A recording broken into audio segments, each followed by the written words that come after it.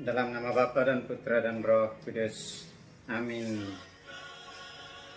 Allah Bapa yang Maha Kuasa dan Kekal, kami bersyukur kepadamu atas rahmat kehidupan yang sudah Kau curahkan bagi kami umat-Mu di perjalanan hidup kami di bumi ini. Terima kasih atas sabda-Mu yang senantiasa menemani kami. Menutupi hari ini, kami kembali menyegarkan remah sabda yang kami terima dari meja sabda-Mu hari ini, agar meneguhkan dan menguatkan pengharapan kami bahwa Engkau senantiasa ada beserta kami. Dan kami mohon keselamatan bagi saudara-saudari kami yang telah berpulang ke hadapan-Mu, baik karena sakit penyakit yang mereka alami selama hidup mereka di hari-hari ini, maupun mereka yang terinfeksi positif virus corona atau pandemi COVID-19 dan telah meninggal dunia. Selamatkanlah mereka ya Tuhan. Dan bagi mereka yang sedang dirawat di rumah sakit, pulihkanlah mereka ya Tuhan. Segarkanlah sabda-Mu dalam hidup kami, agar kami sungguh masuk dan mengenal Putra-Mu, satu-satunya gembala baik kami, yang menuntun kami kepada kehidupan kekal bersama Dia. Demi Kristus Tuhan dan pengantara kami. Amin. Dalam nama Bapa dan Putra dan Roh Kudus. Amin. Bapak Ibu saudara-saudari, kembali jumpa bersama saya di Remah Meja Sabda kita hari ini, Selasa 5 Mei 2020. Mari kita membaca dan mendengarkan sabda Allah yang menjadi perenungan kita malam ini, sebelum kita menutup seluruh hari kita dengan istirahat kita untuk menimba kekuatan baru dari Allah. Bacaan diambil dari Injil Yohanes pasal 10 ayat 22 sampai dengan ayat 30. Pada hari raya penabisan Bait Allah di Yerusalem, ketika itu musim dingin, Yesus berjalan-jalan di Bait Allah di Serambi Salomo, dan orang-orang Yahudi mengelilingi Dia dan berkata kepadanya, "Berapa lama lagi Engkau membiarkan kami hidup dalam kebimbangan? Jikalau Engkau Mesias, katakanlah terus terang kepada kami." Yesus menjawab mereka, "Aku telah mengatakannya kepadamu, tetapi kamu tidak percaya. Pekerjaan-pekerjaan yang kulakukan dalam nama Bapakku, itulah yang memberikan kesaksian tentang Aku. Tetapi kamu tidak percaya, karena kamu tidak termasuk domba-dombaku.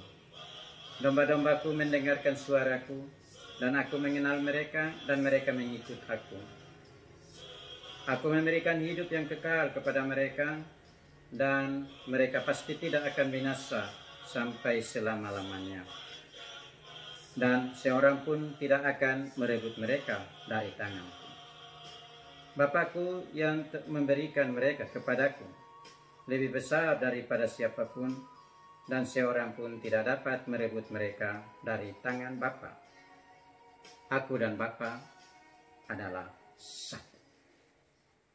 Demikianlah Injil Tuhan. Terpujilah Kristus.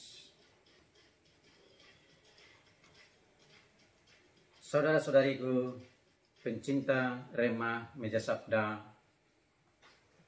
kita yang dikasihi Allah.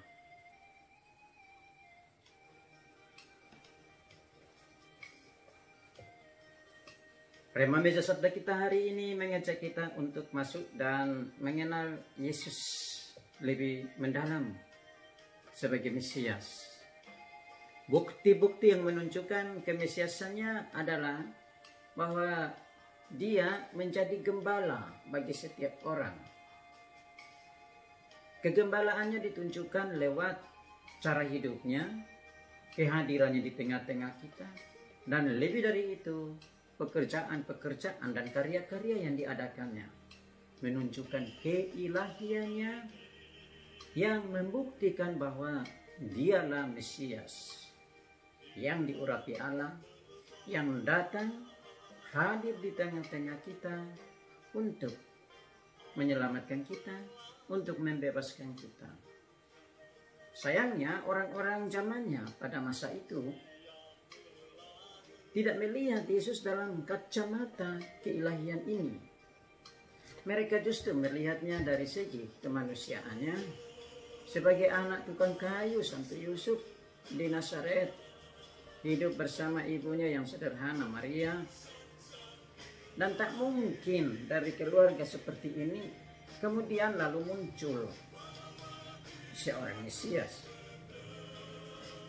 Tapi Allah memakai cara yang sederhana ini untuk menyatakan kemahakuasaannya dan membuat yang berkuasa mestinya bertindak terbalik, yaitu mengedepankan kesederhanaan dan ketidakmampuan secara spiritual rohani di hadapan Allah, agar mengandalkan Allah sebagai sumber pusat perjalanan hidup kita dalam kejaraan ini. Karena itu maka kita boleh mendapat peneguhan dari meja sabda kita hari ini, teristimewa dari kisah para rasul.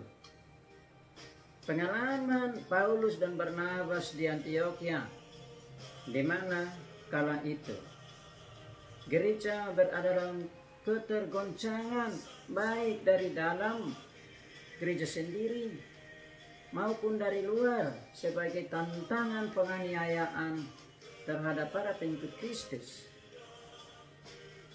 Saat yang sama, Barnabas tampil untuk menunjukkan kepada dunia bahwa Allah memiliki cara untuk menyelesaikan setiap problema kehidupan melalui orang-orang, melalui tokoh-tokoh yang kepadanya dinyatakan kemahakuasaan kemuliaannya.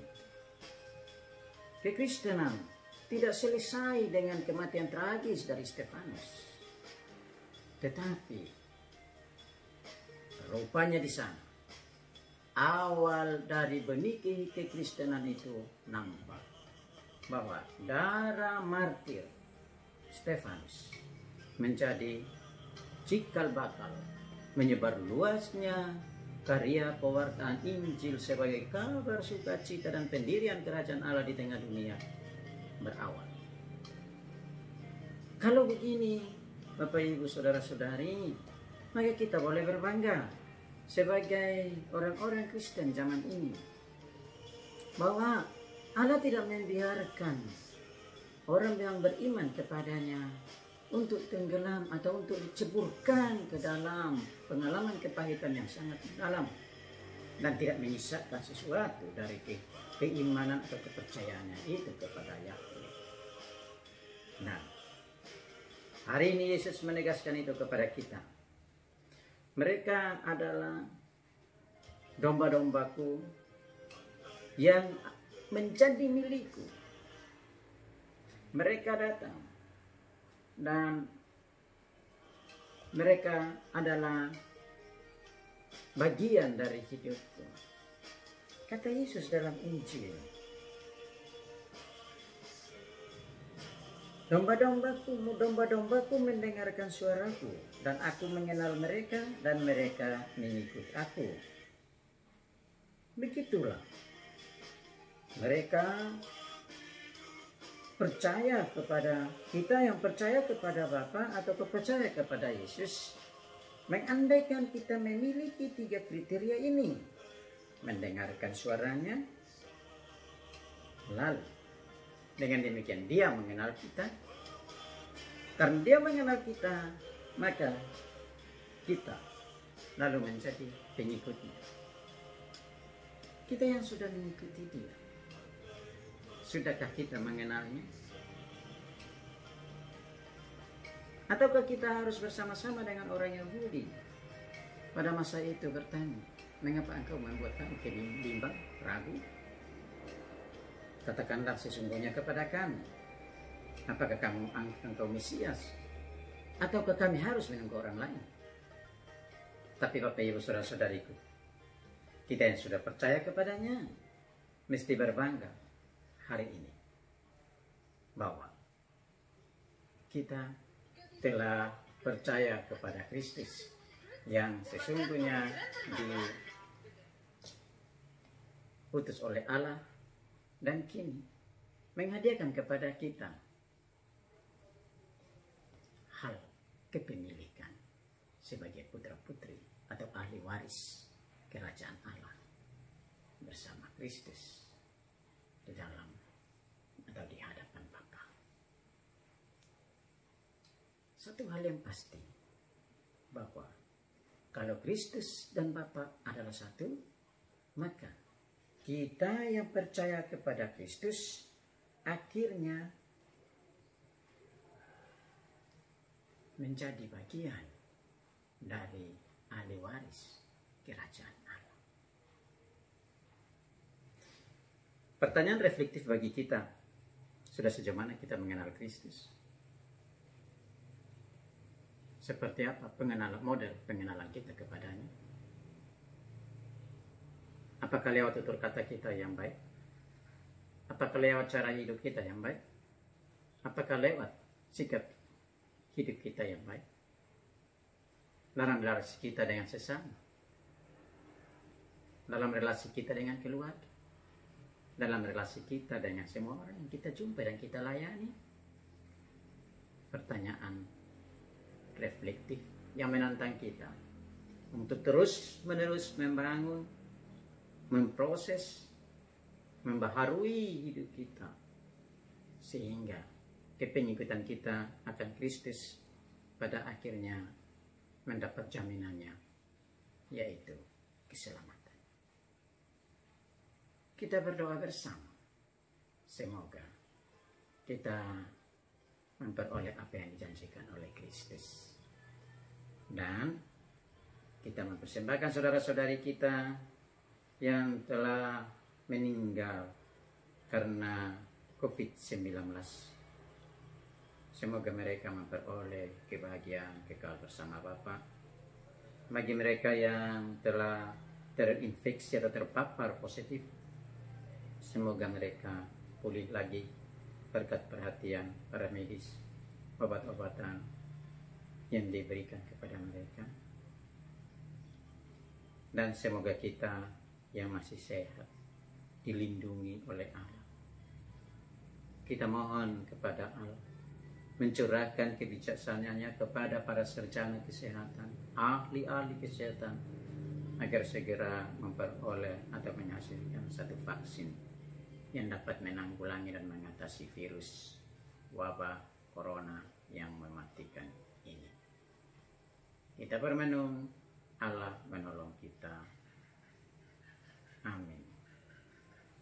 Semoga Allah Bapa yang Maha Kuasa senantiasa menyertai kita dan melimpahkan berkat-Nya atas kita dalam istirahat kita malam ini dan bersama mereka semua yang kita doakan, dalam nama Bapa dan Putra dan Roh Kudus.